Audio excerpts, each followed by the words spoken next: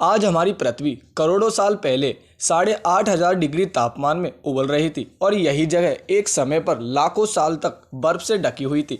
आपको यह अजीब लग रहा होगा, लेकिन ये दोनों बातें सच है। तो चलिए करोड़ों साल पीछे चलते हैं और जानते हैं कि धरती पर जीवन की शुरुआत कैसे हुई। जिस जगह आज हमारा सौर मंडल है, वहाँ विभिन्न प्रकार की गैस और धूल के बादल हुआ करते थे। वैज्ञानिकों के मुताबिक इन धूल के बादलों से दूर एक तारा हुआ करता था। वक्त के साथ साथ उस तारे की ऊर्जा कम होने लगी, जिसके कारण उस तारे में एक विशाल विस्फोट हुआ जो सुपरनोवा विस्फोट कहलाया। अंतरिक्ष की धूल एक जगह से दूसरी जगह उड़ने लगी। दबाव और गर्मी के कारण धूल के कण बड़े बड़े उल्कापिंड और पत्थरों में परिवर्तित होने लगे। बादलों में स्थित रेडियो एक्टिव एनर्जी और ग्रेविटी के कारण बादलों के बीच में हाइड्रोजन और हीलियम इकट्ठा होने लगे, जिसका भयंकर दबाव बना और विशाल विस्फोट हुआ। इस विस्फोट के कारण हमारे सूरज का जन्म हुआ, लेकिन सौरमंडल का बनना तो अभी बाकी था। अंतरिक्ष में पहले एस्टेरॉयड वजन में भारी थी, जिसकी वजह से वह सूरज की परिक्रमा करने लगे हैं। समय के चलते इन एस्टेरॉयड में टकराव होने लगा, जिसके फलस्वरूप मरकरी, वीनस, अर्थ और मार्स जैसे ग्रहों का निर्माण हुआ। वैज्ञानिकों के मुताबिक करोड़ों साल पहले पृथ्वी और मंगल ग्रह के बीच एक किया नामक एक ग्रह सूरज की परिक्रमा किया करता था। उस समय पृथ्वी बहुत बड़ा एस्टेरॉयड हुआ करती थी, जिसकी ग्रेविटी आज की तुलना में कई गुना ज़्यादा थी, जिसकी वजह से सूरज की परिक्रमा करने वाले एस्टेरॉयड पृथ्वी की भी परिक्रमा करने लगे थे, जो अक्सर पृथ्वी पर गिरते रहते थे। और ऐसी ही घटनाएं हमारे पड़ोसी ग्रह किया पर भी हुआ करती थी, जिसके चलते किया पृथ्वी के और करीब आने लगा, जो एक समय पर पृथ्वी से टकरा गया। इस भयंकर टकराव की वजह से पृथ्वी के कई हिस्से कणों के रूप में अंतरिक्ष में फैल गए, जो एक रन की पृथ्वी की परिक्रमा करने लगे। कुछ हिस्से आपस में जुड़ गए और एक नई चीज अस्तित्व में आई, जो हमारा चांद कहलाया। शुरुआती समय में पृथ्वी पर सिर्फ एक ही समुद्र हुआ करता था और वह था 19 डिग्री सेल्सियस के तापमान पर उबलता हुए लावे का वक्त गुजरा और पृथ्वी ठंडी होने लगी, जिसके कारण धातु और रेडियो एक्टिव पदार्थ पृथ्वी के केंद्र में इकट्ठा हो गए और हल्के पदार्थ पृथ्वी की सतह पर आ गए। पृथ्वी पर उल्का पिंडों की बरसात होना आज भी जारी था। उल्का पिंडों में जमा था नमक, मिनरल्स और पानी। एक समय पर पृथ्वी की ऊपर सतह पानी से ढक गई और यह वही वक्त था जहां गहरे पानी के अंदर निकलते ज्वालामुखी उससे पहली बार सूक्ष्म जीवों का निर्माण हुआ।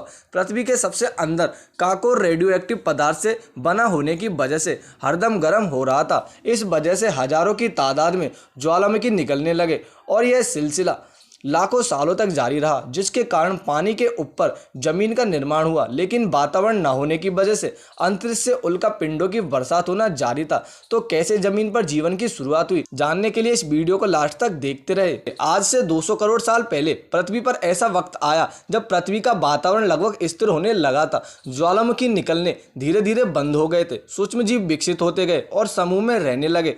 तब पृथ्वी का एक दिन 12 घंटे का हुआ करता था। सूक्ष्म जीव पानी के यानी खनिज पदार्थ और धूप का इस्तेमाल करते थे और मल त्याग के रूप में ऑक्सीजन बाहर निकालते थे।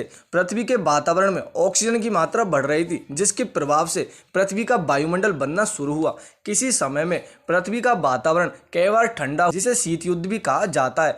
गर्म पृथ्वी के कारण कई बार टेक्टोनिक प्लेट्स में दरारें भी आई। आखिरकार एक समय पर ज्वालामुखियों से निकलने वाली गर्मी ने बर्फ को पिघला दिया। सूक्ष्म जीव धीरे धीरे बदल रहे थे, जो समुद्री जीव बन चुके थे। समुद्री पौधे निकलने शुरू हो चुके थे, जो वातावरण के हिसाब से विकसित होते गए, जिसकी वजह से पृथ्वी पर ओजोन लेयर से बनाए। लेकिन यह तो शुरुआत थी, असली जीवन तो कहीं दूर पनप रहा था। अब वक्त आया जब पृथ्वी की ऊपरी सतह पर पहली बार मोसस नामक प्लांट उगना शुरू हुआ। धीरे धीरे पेड़ पनपना शुरू हुए। उस वक्त पृथ्वी पर ऑक्सीजन भारी मात्रा में हुआ करता था, जिस वजह से पेड़ों की लंबाई लगभग 80 से 120 जितनी हुआ करती थी। पानी में रहने वाले जानवर जमीनी जानवरों में परिवर्तित हो रहे थे।